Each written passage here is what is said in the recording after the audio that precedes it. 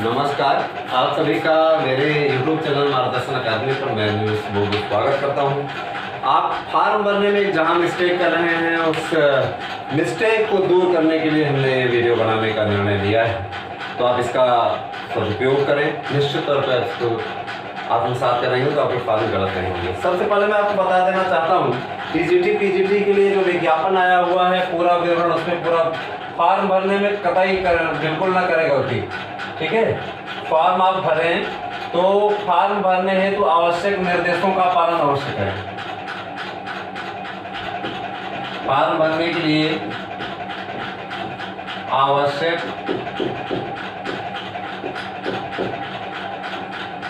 Point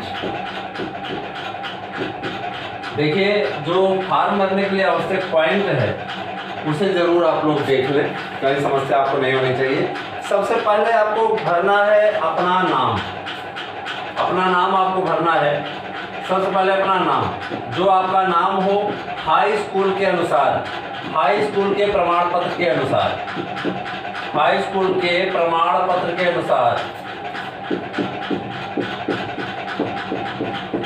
जो भी आपका हाई स्कूल के प्रमाण पत्र में नाम है उसी प्रकार का नाम आप भरें। नाम के बाद में अपने आप पिताजी का नाम भरिए। फादर्स नेम आपको भरना है, फादर्स नेम।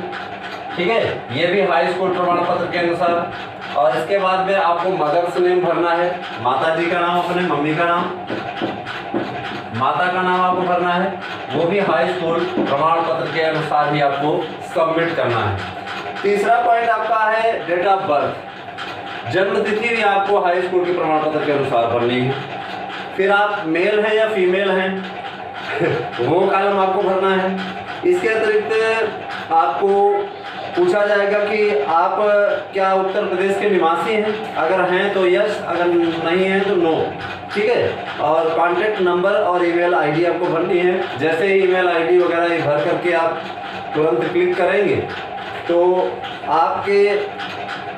आपके सामने खुल करके आगे आ जाएगा बैंक डिटेल। पहले बैंक डिटेल, फीस वगैरह आपसे सबमिट कराएंगे, उसके बाद ही फिर होगा। तो फीस आपको सबमिट करने के बाद ट्रांजेक्शन आप लोग कर लेंगे। हाई स्कूल का डिटेल भरवाएगा, इंटर का डिटेल भरवाएगा, है ना।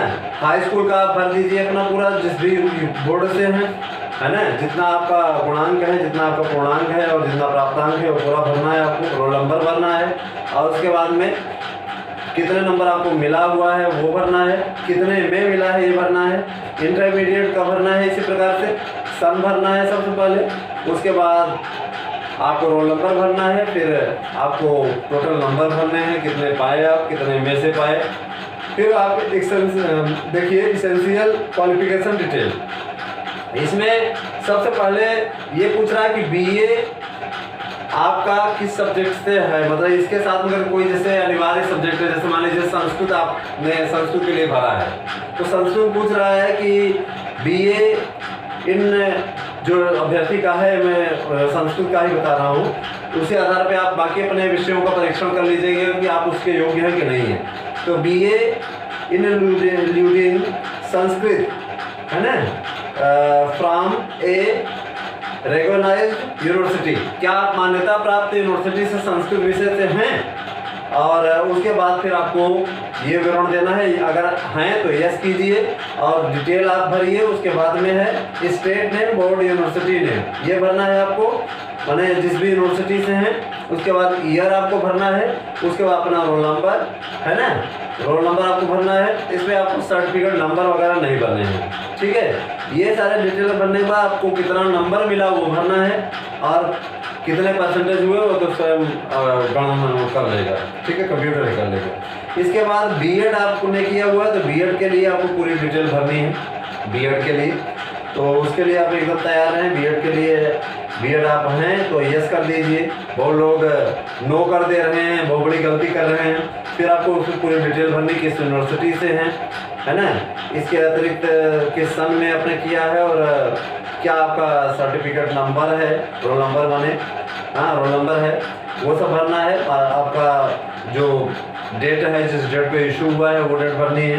कुछ लोग कहते हैं सर हमारा हमने संशोधित करप्शन करवाया तो किस टाइम पर हमारा रिजल्ट आया। तो देखिए भैया, जिस टाइम आपका फाइनल रिजल्ट आया हुआ है। मान लीजिए आपने बैक पेपर दिया, अभी आपका रिजल्ट आया, तो वही डेट आपको डालनी है, ठीक है।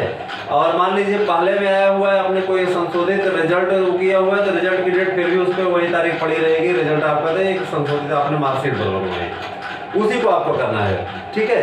ये सारी चीज़ें होने के बाद में उसके बाद ध्यान दीजिएगा, ये सारी चीज़ें आपको फिर नहीं भरनी है, नहीं फिलअप करनी है।